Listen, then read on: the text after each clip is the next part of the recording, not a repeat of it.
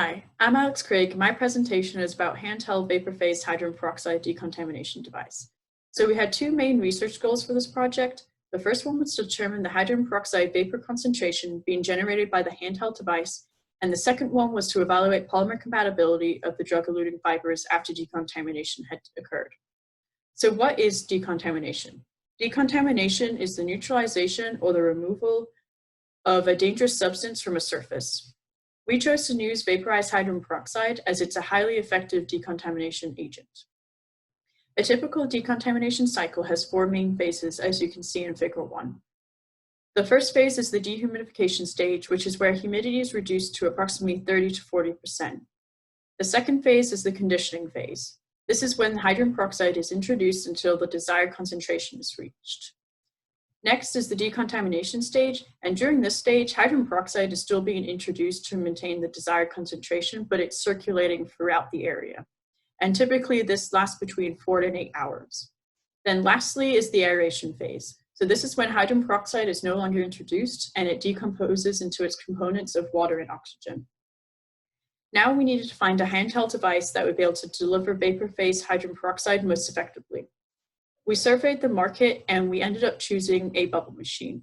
We made some slight modifications, as you can see in Figure 2. We inserted a wick, which allows us to absorb the liquid hydrogen peroxide, and then the fan located in the back of the bubble machine is used to disperse the hydrogen peroxide into the air.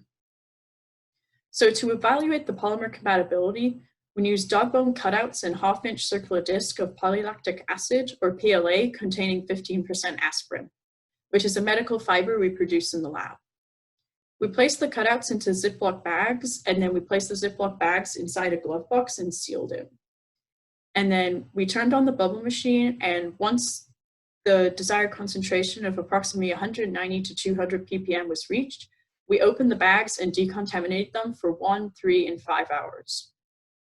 Next, the dog bone shapes were placed in a mechanical tester for tensile testing to evaluate their mechanical properties, while the circular cutouts had their area and weight measured before and after each decontamination to determine if there was any changes. So in Figure 3, you can see the humidity and hydrogen peroxide concentration remained stable throughout the experiment. The humidity stayed at approximately 80%, while the concentration stayed between 190 and 200 ppm, which was what we desired. And in Figure 4, you can see the stress strain curve of the polymer. The main takeaway from this data is the reduction of necking as the decontamination time increased. You can see this necking in the control in the 1 hour. It's that very sharp peak at the very beginning of the graph. And you can see in the 3 and the 5 hour, it is non-existent. So necking is when a large amount of strain is localized in a small region, and it results in a decrease of the cross-sectional area. In Figure 5, both the elastic modulus, which is the blue line, and the tensile strength decreased over the decontamination time. So the elastic modulus is the polymer resistance to being deformed elastically or non-permanently when a stress is being applied to it, while the tensile strength is the resistance of a material to break under tension. And then in Figure 6, you can see the elongation to failure, which is how much strain it can take before it can break. And you can see in the control, it's about 200%, and then it decreases for the 1, 3, to 5 hour. And throughout the decontamination times, it remains stable, but you see that decrease.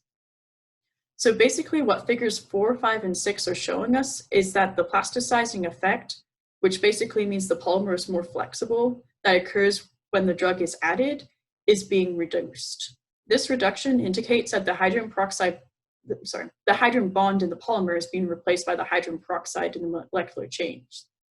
And then Figure 7 shows that the polymer doesn't shrink after decontamination as there's a minimal change in the area, while Figure 8 shows that the polymer is not absorbing any hydrogen peroxide during decontamination. These two figures show that the fiber would not see any shrinkage nor absorb any hydrogen peroxide if the fiber mats were decontaminated after being produced. So overall, our work showed that our handheld device has the ability to produce and maintain a desired concentration, and it also showed that that polymers that have the hydrogen bonding may degrade from hydrogen peroxide decontamination. So our future works include the completion of the polymer compatibility by completing a drug release study to evaluate the decontamination effects. And we also want to test the efficiency of our handheld device by using a biological indicator to achieve a 6-log kill.